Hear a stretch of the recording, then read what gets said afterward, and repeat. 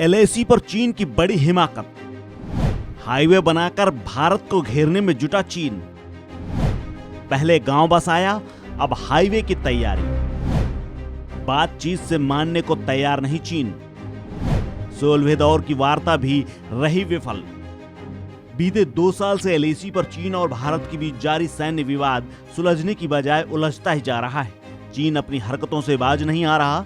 चीन अपनी रणनीतिक स्थिति को मजबूत करने के लिए वास्तविक नियंत्रण रेखा यानी एलएसी पर नया हाईवे बनाने की योजना बना रहा है। बता दें कि भारत और चीन के बीच सैन्य अधिकारियों के बीच विवाद को सुलझाने के लिए कई बार वार्ता हो चुकी है, लेकिन बातचीत 16वें दौर में भी विफल रही। लेकिन इस बीच बड़ी बात ये सामने आई कि चीन ने एलएसी पर हाईवे बनाने की योजना बनाई है।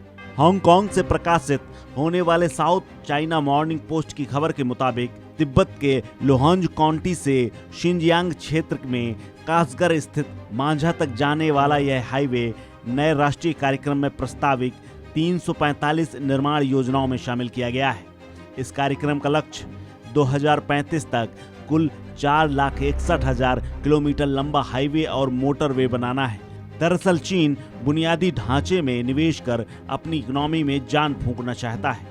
मीडिया रिपोर्ट्स में कहा गया है कि लोहांज काउंटी अरुणाचल प्रदेश का हिस्सा है, जिसे चीन दक्षिण तिब्बत का हिस्सा होने का दावा करता है। खबर में कहा गया है कि पिछले हफ्ते जारी की गई योजना के तहत G695 नाम से जाने जा रहे इस हाईवे को कोना काउंटी से होकर गुजरने की उम्मीद है। ये वास्तविक नियंत्रण रेखा यानी एलएसी के ठीक उत्तर में पड़ता है। कोम्बा काउंटी की सीमा सिक्किम से लगी हुई है और गैरोंग काउंटी नेपाल की सीमा के करीब है। यह प्रस्तावित हाईवे तिब्बत, नेपाल और भारत के बीच स्थित बुरांग काउंटी और नागरी प्रांत के जांदा काउंटी से भी होकर गुजरेगी। खबर में कहा गया है कि नागरी प्रांत के कुछ हिस्से पर भारत का कब्जा है। हालांकि हांगकांग मीडिया में आई इस खबर पर अभी कोई आधिकारिक प्रतिक्रिया तो सामने नहीं आई, लेकिन भारत पहले ही कह चुका है कि वह अपनी जमीन पर सभी गतिविधियों पर नजर रखे है। एलएसी के साथ नए हाईवे योजना की रिपोर्ट ऐसे समय में सामने आई है जब भारत और चीन ने 2 साल से अधिक समय से चल रहे पूर्वी लद्दाख गतिरोध को हल करने का प्रयास कर रहे हैं। बता दें कि चीन भूटान के रास्ते भारत को घेरने की तैयारी कर रहा है। सैटेलाइट तस्वीरों में इसका खुलासा भी हो चुका है। इससे पता चलता है कि चीन ने डोकलाम से 9 किलोमीटर दूर भूटान के आमोचू घाटी में गांव बसा लिया है। भूटानी इलाके में मौजूद इस गांव का नाम चीन ने पांगडा रखा है।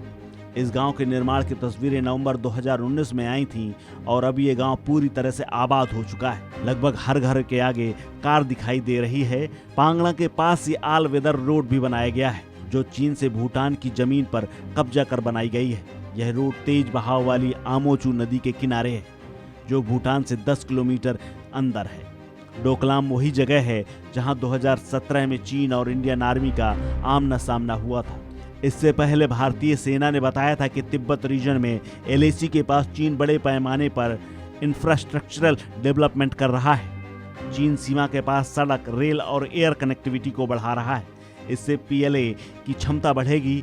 हम भी अपनी क्षमता और मैकेनिज्म का विकास कर रहे हैं। इस निर्माण का देश पर असर पड़ना तय है, क्योंकि आमोचू के आसपास निर्माण की वजह से चीनी आर्मी रणनीतिक तौर पर अहम डोकलाम पठार पर आसानी से पहुंच सकती है।